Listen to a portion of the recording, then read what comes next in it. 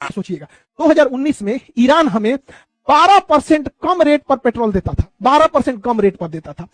उस हिसाब से भारत में पेट्रोल 75 रुपया लीटर होता। अभी भी अगर हम लोग रूस और ईरान से तेल खरीदेंगे तो 75 से 80 रुपया लीटर से ज्यादा नहीं जाएगा। इसके अलावा ईरान हमें फ्री में गैस पहुंचाता था, ट्रांसपोर्टेशन का पैसा नहीं लेता था, इंश्योरेंस का पैसा नहीं लेता था। और सबसे बड़ी बात सुनिए ध्यान से, क्या होती है ईरान से दोस्ती, अब देखिए ध्यान से। ईरान हमें 60 दिन का क्रेडिट देता था, कहता था कि हमसे तेल, कच्चा तेल खरीद के ले जाओ और इस कच्चा तेल को रिफाइन करके इसमें से डीजल, पेट्रोल, मोबिल और किरासिन तेल बनाओ और इस तेल को पेट्रोल पंप तक पहुंचाओ और वहां से बेचो। अब बेचने के बाद जब पैसा आएगा तब उस पैसा में से अपना मुनाफा रख के और हमको पैसा दे देना, यानी 60 दिन बाद पैसा देना। उसी को कहते हैं 60 दिन का ट्रेड क्रेडिट। यानी ईरान से तेल खरीदने के टाइम हमें पैसे नहीं देने होते थे, उसी का तेल ले आके छान के बेच के उसमें जो पैसा आता था वो ईरान को देते थे। और ईरान ये पैसा कहता था कि हमको नहीं चाहिए, हम भारत से सामान खरीद लेंगे, यानी वो करे तेल पैसों नहीं लगता था। और जो पैसा एक्स्ट्रा बच भी जाता था ईरान कहता था कि हमको डॉलर में मत दीजिए,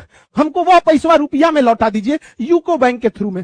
तो इससे भारत को फायदा होता था। देखिए, नोट छाप के गरीबी आप तभी दूर कर सकते हैं जब आपका नोट आपके देश के बाहर भी एक्सेप्ट किया जाए। अगर आपका नोट आपके देश के बाहर एक्सेप्ट नहीं हो रहा है तो आप नोट छाप के गरीबी नहीं दूर करेंगे बल्कि महंगाई बढ़ जाएगी। अमेरिका नोट छाप के अपनी गरीबी कुछ हद तक दूर कर सकता है, कर्जा चुका सकता है, क्योंकि अमेरिका का डॉलर पूरी दुनिया में यूज होता है, लेकिन हमारा रुपया पूरी दुनिया में यूज होने ही नहीं देता है, इसलिए हम नोट नहीं छाप सकते हैं। तो इसीलिए अमेरिका कहता है कि जब तक डॉलर रहेगा अमेरिका कभी गरीब नहीं होगा।